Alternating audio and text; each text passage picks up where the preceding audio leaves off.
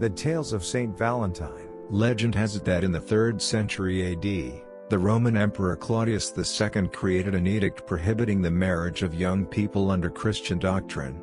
It was a time when Christians were persecuted, and this rule further condemned them. A Roman priest named Valentinus secretly married young lovers despite the cruel law. He wanted to encourage them to marry within the Christian church, but his mission of love turned bloody when he was caught and imprisoned by the emperor's soldiers. According to some accounts, one of Valentinus' judges, a man named Asterius, visited him in prison. Valentinus found out that Asterius had a blind daughter. The imprisoned priest prayed for the young girl and eventually restored her sight. An amazed Asterius converted to Christianity as a result. On February 14 in 269 AD, Valentinus was sentenced to a 3-part execution of beating, stoning and finally, decapitation. His last words were on a note to Asterius' daughter. He is said to have signed it, "From your Valentine." Other historians say that the Day of Hearts is celebrated on February 14 because of an ancient Roman pagan ritual.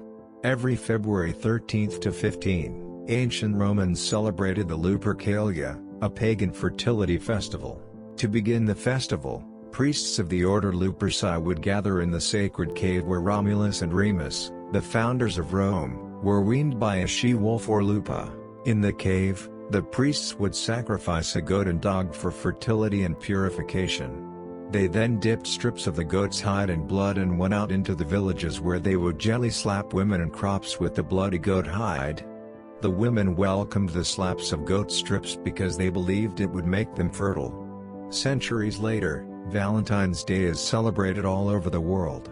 The cliché Valentine's Day poem was published in a collection of English nursery rhymes Gammer Gurdon's Garland in 1784. It goes: "The rose is red, the violet's blue, the honey's sweet, and so are you. Thou art my love and I am thine. I drew thee to my Valentine. The lot was cast and then I drew, and fortune said it should be you." In 1913, Hallmark Cards produces its first Valentine's Day card. Today, modern Valentine's Day is often celebrated with red roses, chocolates and candlelit dinners. But even that is changing. Valentine's Day continues to evolve through the years, but with the same message of spreading love, in its many forms.